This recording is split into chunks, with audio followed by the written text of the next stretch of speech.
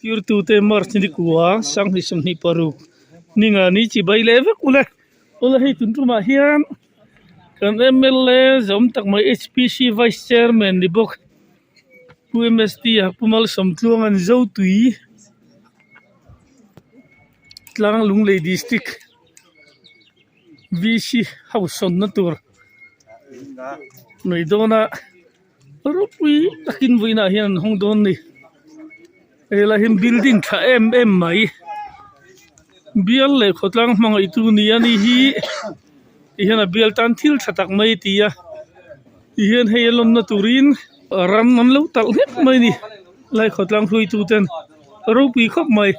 a hong lai te kan nom da lang don ani hela hian puliana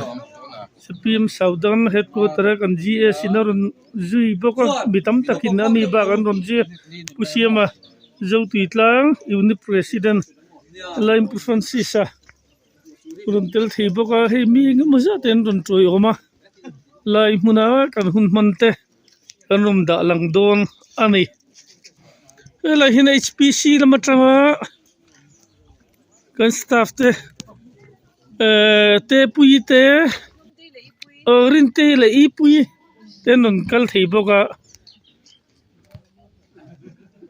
hela hin zo titlang ipui te hela mun min man pui turin non kal me kani buini hian zo titlang tan kan MLA hian in thil ro pui tak mai ati heilom turin mi tam takan ran pung khom me kan le tai lúc lấy nó thiên ban sống đó tập cần đông mek sẽ có cả em hi lúc lấy nó bị quỷ tê thiên nào na vàng tê lệ mà thì là mà cần phơi tu tê thổ lim na tê lệ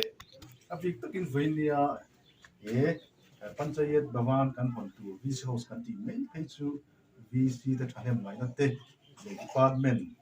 lampang LED lampang hậu tu te avang yêu anh à với nia tiếng ang không thấy kan ông hi bill tu MLA kan ni nang point ka lo plan ni ti kha e kan han soi masadua VC house kan ti mai panchayat bhawan hi ezo tuitlang ni puite ate pertanga lian ber thinga a soi pui tu nei lo te poina dikna chan vo an nei na tu mun te pathian ina he building hi tharau thiang hi malo thlen na tu le pathian a luat tak tu mun te tu po voinia VC te le lo la ni tu zel te poina pathian threng chunga ro an rela hun ni turin lom takin onge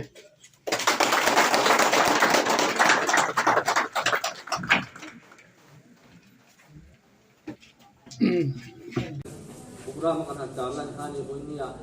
panchayat bawan kan sia mizo tena kan sia dan jokun VC house hi an ni deu vera chumi hon na hun hang tura kan khwal lian yo tu MLA zon takte le ron toyo tu HPC staff te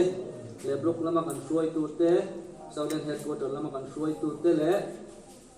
LED lama kan ZI te kan LAO headline na kan ron tel puya tin abi ki luwa khotlanga som big na dong te boini rom kal te zong zong kan zil na in te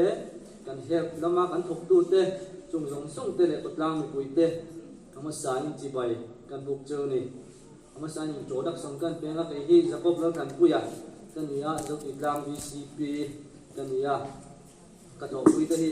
kan pi a lo lo ngarin cha na hi ani introduction kan pi lai nga ni ka ning lama pi ka lo ding ta se change lo chu no ma tin za ani hi kan vice president ani khazan wa hian VC te kan kal ani bere kan ke ban ro pui ani hi kan beng ania kan treasurer ani VC lama chuan kan ziat dulian kan secretary alal min thanga ani hi ka thian pa chuan ti chang a ron ti thin khan status a chuan pula lun zuala chong tru ani hi kan tlang ngau ani ka kha VC zo ti tlang a tu din huna ni na nei mek te kan ni ono lu zelula ei program thui tak kan dalo boini a hian chonlama hun hang tu mai kan ni wang het lai lama te ni thu lama te chonlui te kan bua se chung te chu min ke pui turin boini ram kan zong zong te kan som chuwa chu mi pa chung kan soi du chu hei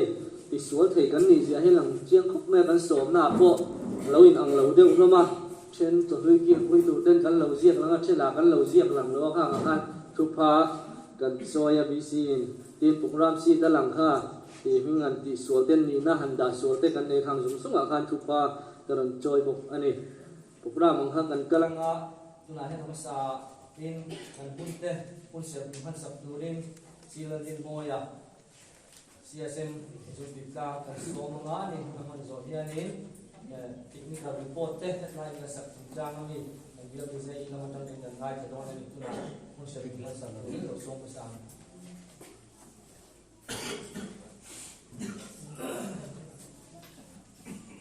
Chairman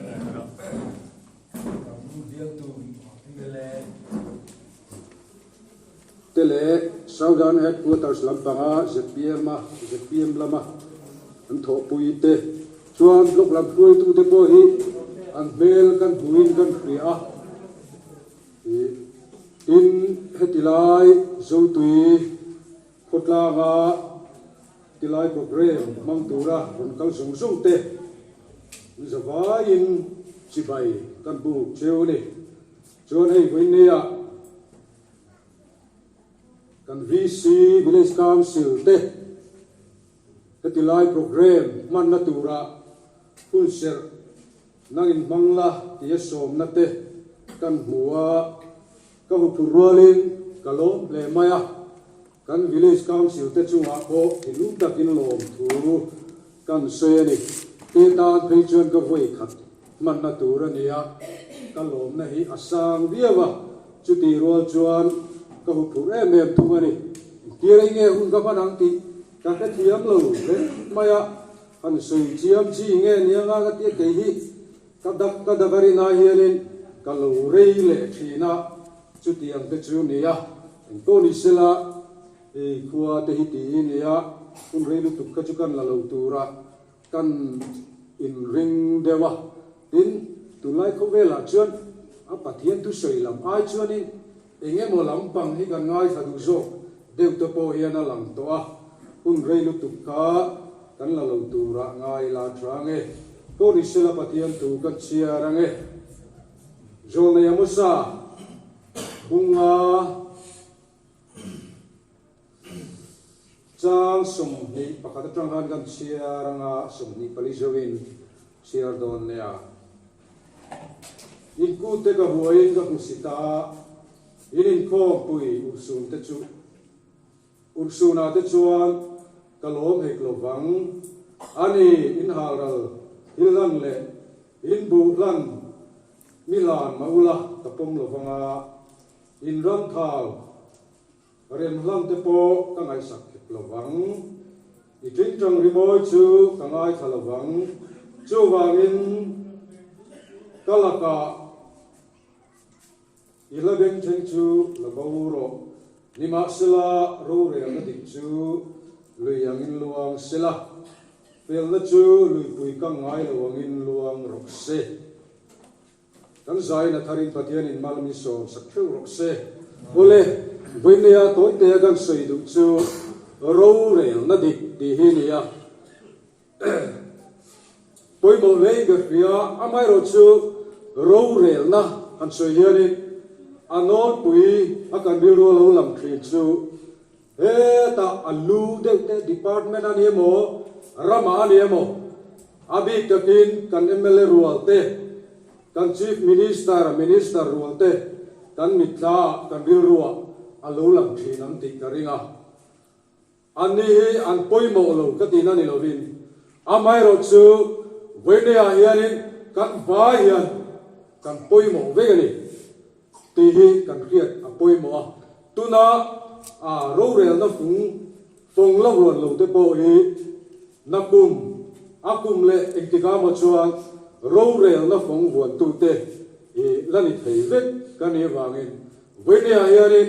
kan tan poimo em mani heti lai lo kal khom te tan hian poimo vekani ro rel na dik han ti yan ro rel na pim pim hi hey ro rel na chu pathian ku ta om tu te kan ti a adik na chen om eng him chu ro rel tu ani wangin pathian hian ro hi la rel do na ni amai ro chu chu ang mo chuan kanin hat thiang lo ba pathian in khove la kanom chung hian ram thena oma ram then chu hua khang te kan oma chu tiang chuanin ro rel tu dei khove la kanom chung hian mi hring te chan go wa hian mi hring te ku da hian enge một sen chu ang ngat ve ni ti te po hi kan kriat poi mo e me mani tin ka bible han du boka chuanin mi ka bung luk chang de da ka bible han chiar du wen ne kan du lai de chu nia a poi mo e me mani hey amosa te mi ka te hose te zonei sa te hi kum bc kum zabi pariat na pun lai ve zonei khan nia khati hun laya an ramina an mutan chu an ram than mo bok chu timaya zol nei ten an ve e ma chu an ramma ro rel na dik lo om khane mire thei jok le min wai num pachia te an rap beta chuti lai reng chuan sa khua na lama in thôi na te an lan renga hôm kui ursu tak tak te an nei ve reng tho ani tu lai kan ram ding mun ne nian a in a ngo ma ge o ti te ri ru a chu na lo lang ani hey mi zo ram po hi hôm kui te eng amo hi kan nga hu maya a mai ro chu kan ram ni han thir la dik na hian dik na ro rel na hian mun na chang lo tel mo ti tu ri kan ram po hi ani dem tla da ni Hãy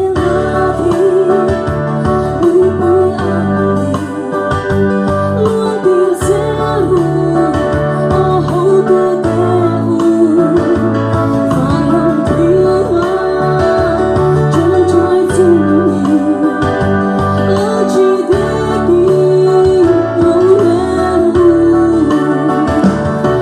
Mì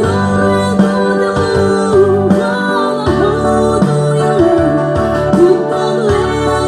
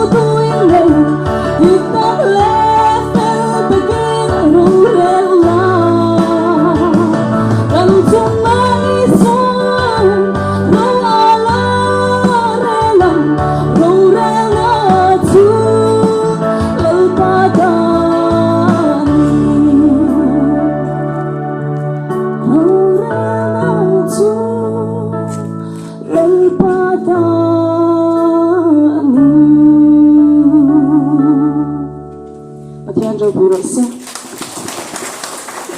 Chairman kan hun kai foi tu kan VCP pu chakop lo kan puya le thok pi zong song VC member te ten technical report in petu puming te mai la kan JLAD te in upena LAO te the department lai zok tu tanga thok tu ron kal zong song te ten he bi takin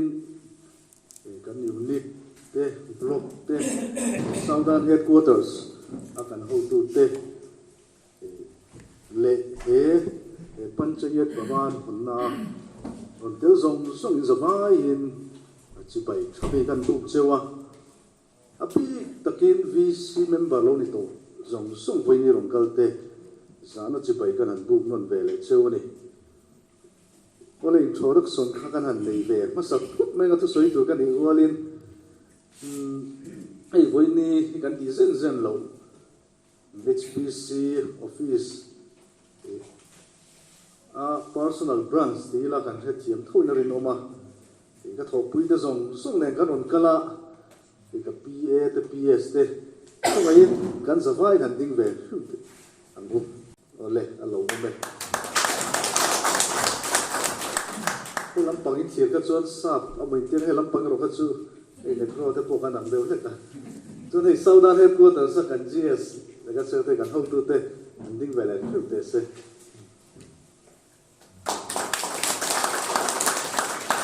lok lam pang po kan an din ti ve su shi bang kan ni thu de wa không ai kan ho tu te an ding ve te se ole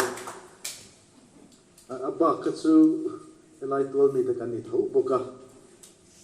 toi te ka soyam ka ti ya chu di ruan chuan kha hun tho ta on pele loi sia thu ma ka nei du a thung mai na ei voi ni chin chia tha tak ani ka sia ka tan pe chuan ani le zuala so to so puming thanga thuwa sang ni som pare thlai ka in candidate don le lo ti ve bo ruak lai a pian thar da tle ma na chian lu tu lo de lai khan ya ko khol ka dong jing kha pa iron din lo chuan ai chu tian kha tian chu na tia ma sa pathian hian mi tam tak a manga lu le no na hian ka political career shimatan po hian amma po hi atela ni ti hi vai ne kan sei du khang te kan ngai to let le a kan bul tran dan zp bul tran dan te ti ke nge po helai zo tu tlang a bul ka han tran ve dan te kan han chut le te a tun kum ni lek chunga pathian mal som na kan don zo zai a bik takin development ko kan don te hi ya lu le ka sia pathian chunga voi ne hian lom thu kan han soi non le a tin pa ti lama kan ho tu te khotlang foi tu nu pa te le bial me puite ati takin lai zo tla me puite chunga lom thu kan han soi poka tin hei panchayat bawan kan su kan ngai thla kan khan puming te khan soi to a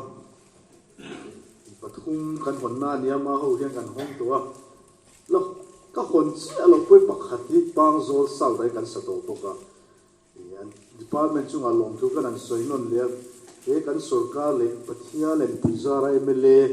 mo na ka chan do hian pali la chu kan sa zo ve ta ni ti te poka kan an soi duwa chu ti rual chuan ka khotle te a la nei lo na kan ne ya eng te poi department te ne kan an tang ho wanga tu tram chu nge yin a sak zo te po kan an tum ve po tanga mal som ne be tu thu ni e ro ni se ole he ni kan sia tangin lung lei no da hi kan lo chi thoin ka ringa bial dang lam takania ka tun se sol zo ta ka po khan pathian tui kha kan sem khan ya chu chu lung lei no ta tang ani chu thil tlang khuwa pathian tui oma a history zong zong chu kan soi vek lawanga chu pathian tui chu tu ma ti mai tiang a ring tu pena tui an har sat lai te pon nga tin khati hun lai khan ring tu te khanai veng pi ga khan an oma tui choi te khan phal lo ani chu nu tling pathumina an fe na konga an tong trai pathian an ngen an tong trai chu khania taksa dam lo te dam nan te ran pang ani chu tiang chuan kan bial chunga hian thil tlang khua tharau mi te um na ania tin kan sia tangin pu pui lo ku da ko in la na te po le tiang khan mun poi mo tak tak pathian thu ang po hian a omani tin thu le hala ma kan sia kan ngai thla to he lai kan chak lu ka na chang ko mania advance Christmas te po kan man na kha kan na sia nga heng te po thu le la lama miriu tak tak te lo chu na ko kha nia tin a ke nge poi mak ka ti ve te o chu helai lung lei no ta ding tu ra ke kan han pen tran tir khan chung le khat kan nei ni lo thi sen zo pui nei ni lo kan nga ya amaro chu kan tha tu te kan han chui khian kan chui to pera helai na chang ko chuak tho kha kan lo ni ve tat mai ni mak le mai e chu tiang te chu ni ya ke ma tan po ni ya ten chu chang lo kan hria tangin ATL road kan hria lung lei mi pui te chi mi pui te kan awa kong tha turin thei top kan chua chu a kong che chin zong lung lei no kha ne kan bial chu tin a dot le engineering college zoram mi pui tan a ro thing tu zilai thang thar te tan chu po chu lung lei no ta lo ni le a ti chuan sarkar ma sai thei to pan an chuan Mizoram state a Southern University MZU Southern campus of mo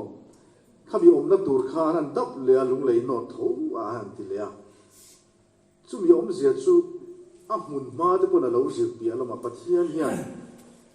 he lung lei no ti special takina siam ani ti hi ka thin lung om da ani a tin chu tiang zen kan hria tangin kan missionary te lo thut mun le tin kan chief minister pati hial te pon nga tu tiang a Mizoram miro pui tak tak lo chuan na zirna kuna po song se kon te alo ni ve le a tin lung lei lama hydro project kan nan nei chun te khoi va hydro project te lo ni le a zong zong chu soi fek lo ka tiang khan mak tak mai lung lei no thi special taka siam ania chu mi ina ka thin lunga fe em chu lung lei no ami pui te poi kan special bi ani pathian hian at conspiracy dam te po adu sakang special takina siam nge yang amal chu dang lam pik na enge mo tak kan nei pi kan pathian ngai chuan zoram mi pui te in ang vek mai la dang lam pik ne kan nei karin tlat ani chu mi ko ngai ro chuan pathian thu atang le kong sang kan thil chuan pathian thik thu po hi a chiat pi karin tlat ani chung te wang chuan ka thu soi tira kan han ngen non le tu cheu chu bial tu MLA in Iowa rong bol turin chiak lo kan ni na ngin in mi tong trai pui na ka ma mo le ai mi fin chu ka ngai le ni ti in e bul kan han chan le to ka ni tin atot le chuan ZPM sarkar khani to ni tu na chuan atu te ko mi pui sarkar kan nia ZPM sarkar ni hemi ko ngai na pi takin helai kan VC te po ZPM ania chutiangin kan ho tu te voinia kan han chan non le du cheu chu zo pelai kal kho bi pui ma hian pathian hi kan laka hian a thi thu a chebi ani enge cham kan ti chuan kan dang lam pi kan ti ni kan tha perang kan til mas kan tha pi kan ti thak mai ni ka ei ru ve lawang pathian le mi pui mai tiam tu te kan ni tlat ani chumi ni wang chuan party dang khan thalo ka ti na ni lo masa ke ni a chuan pathian thi thu a chebi ema chu wang chuan kan ke pen tina tin kan sarkar na thok me te po ni a voini ron kal te po kan ke pen tina pathian e kan dama sakper hi tu le ni ti te kha e thuma kan han nei pokani tin voini hian kalom na em chu VC host dia kan soi mai thin kan hon ruala ka mi thla le ka thin lunga ron langa chu lung lei not ina ni chunga development sang kan dona hi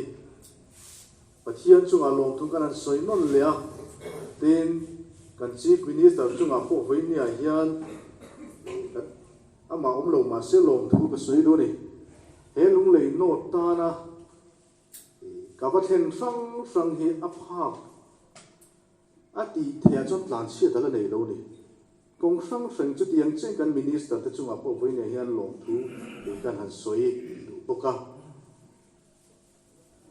helai huna ka in candidate sang ni som por riata ka din poa le tu tum som ni pathuma ka dina ka din na kha ala ngai ran ka thu soi kha ngai ni nge kan la fieng ka ringa thi le ruam khata dam le tlang khata ti kha ni tin ke chuan development in chibai chau ka tumani ti kha ni ya kan fia tangin mizo nuna chuan chian ni that ni ate ka tiang nga in nem ton thi in lom pui thi kha kan ni ya chu kan ngai pui mo ma MLA kan ni ma pon thei to kan on chua ama ro chu MLA mo phuna chel nuwa chuan na te lo tama hunina dai lo ba amal chu pui mo lai ber chu ka du huna te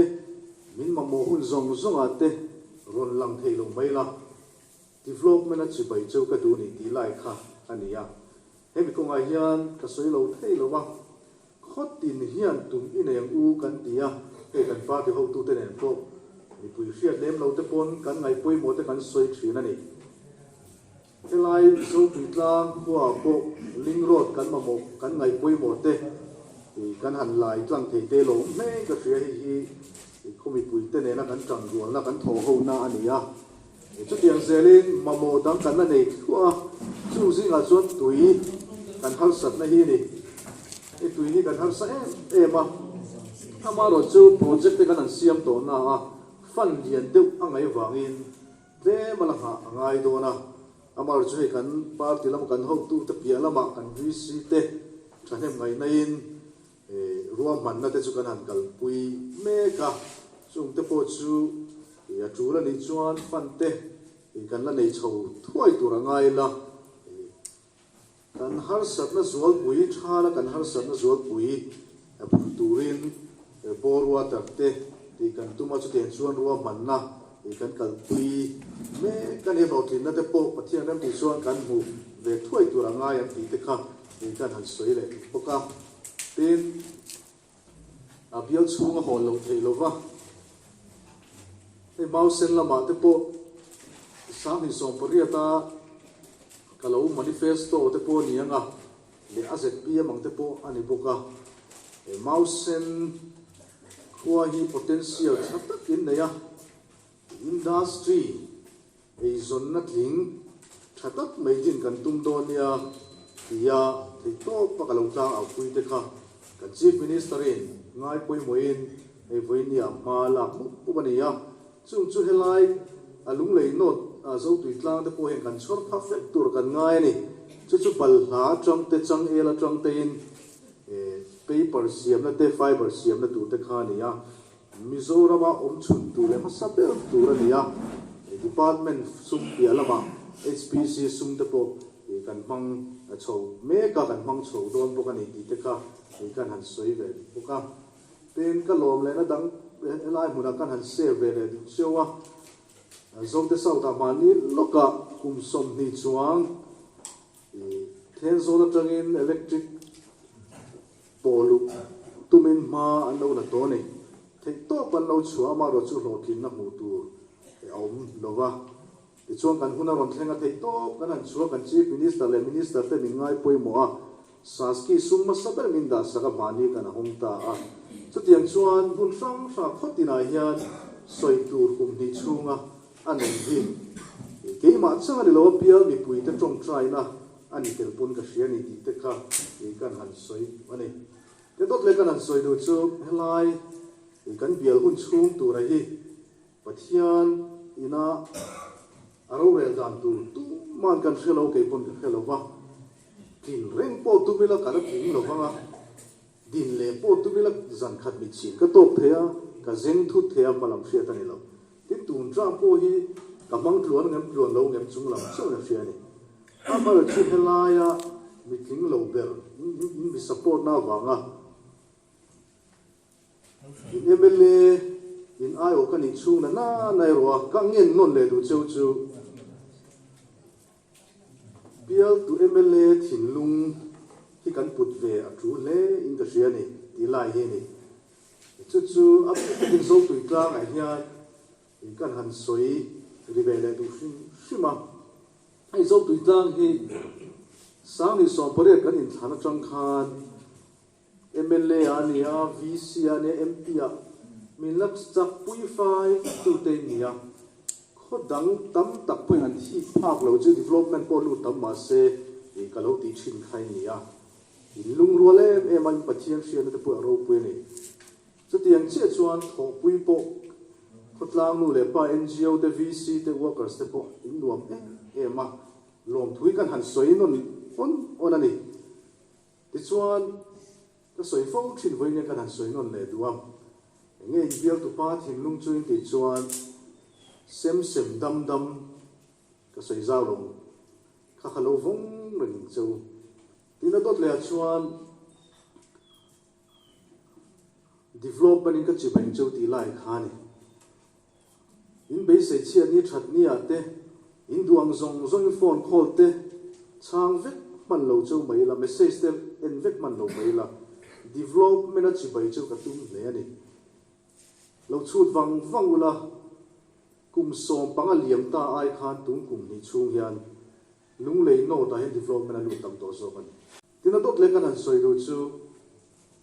thi le ruam khara dam le tlang khara ti khani e ka soi zo a poi lo ngai tai la mari pai soi thi la ni lo ba amar chu tu kum lo kal tu tha tang ro chuan tu na ka soi tu ro chu ka khin reng bi ta lo ba tun kum ni chung khan sarkar atam ti mai tiang MLA kan ni na nga kan lo man na ve kan ham that na su te ani berang chu le HPC vice chairman kan ni na vehicle outsourcing an ti khang ho tin khom kha awa ya kum ni chung khan nuai som nga pali chuang ve ni ma se ka tan pakhat ma ka pang lo pathian riat pui ni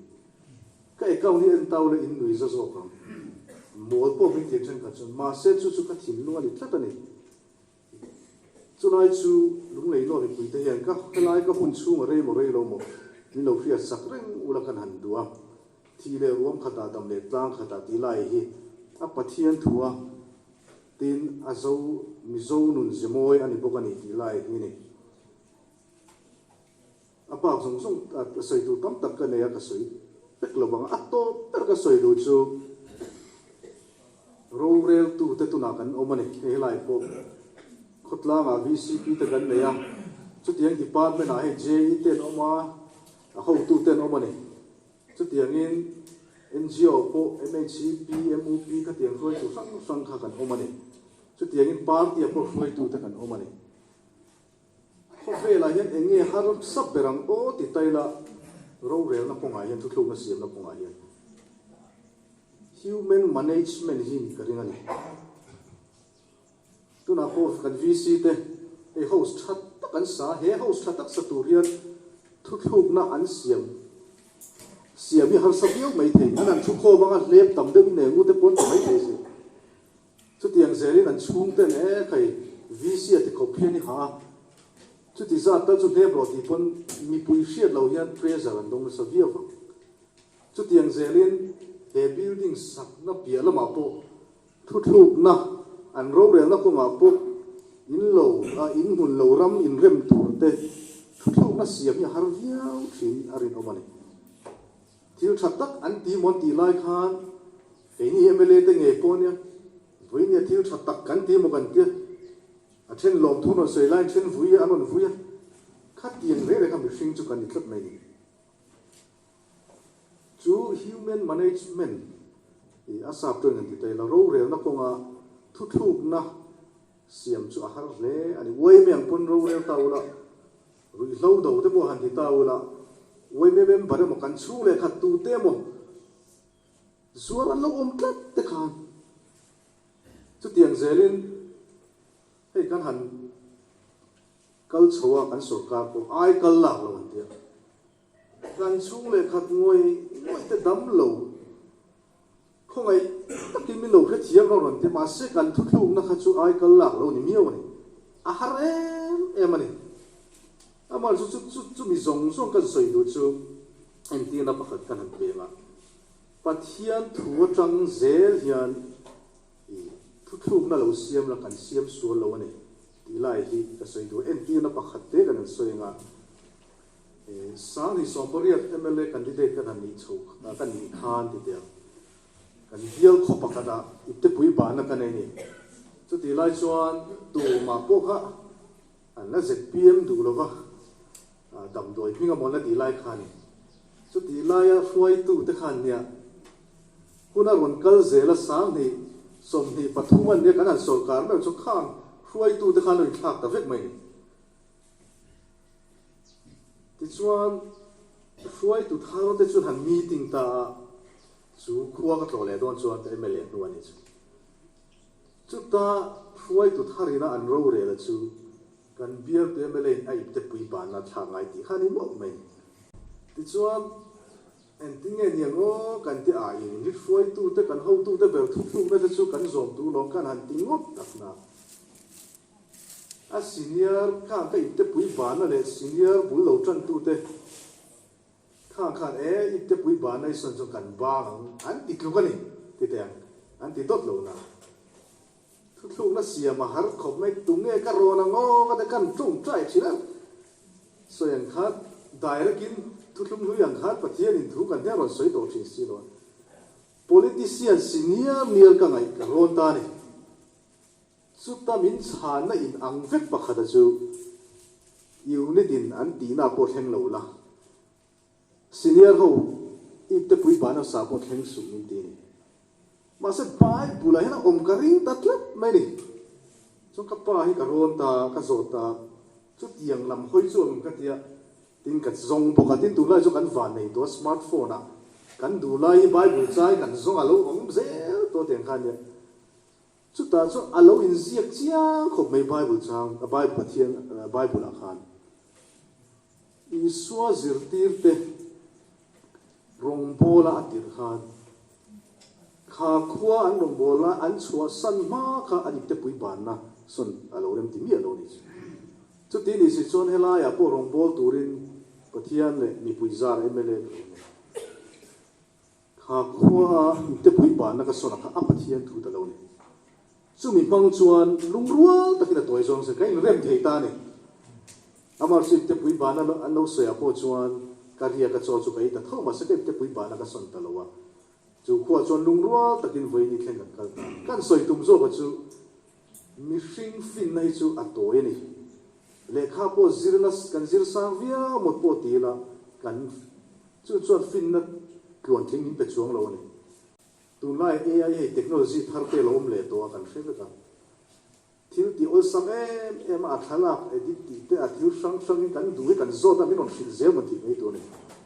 ma se chu zong fin na ai po fin na zi blok chu pathian ani a cha pathian o kan hrian na chu bible ani chu wang chuan ro rel tu te elai kan VC te le kan unit froi tu te po ne nga department lam kan ho tu a tu te po froi tu kan ni hu na ma ni lo hu na o mang voi ni kal khom zong kan an cha du non le du chu thu na kan siam do re in pathian ro ni la chu aswal ngai lo ani ti lai kha ti kan han soi ani ole voi ni a VC host ta mai kan han ne ya jing khan ka soi zok to a etiak anga tha nei tu hian lep la man khir karing lo ani VC host si e mani lok pon kho tang te la bung la matang te karon ho chowa chu chang lo kan jin kual sa kan bial ani wang soi ni lovin lung lei no kan VC host hon to re a ai tha ki om le to chu no ti tu te kan ni wang chuan khotla mi pui te pia lama e VC host thatak kan nei thein na tura tura kan VC member ten chuan le ani ti kha atom na kan sei ko kan ni zawai chunga lom tu ka sei ko me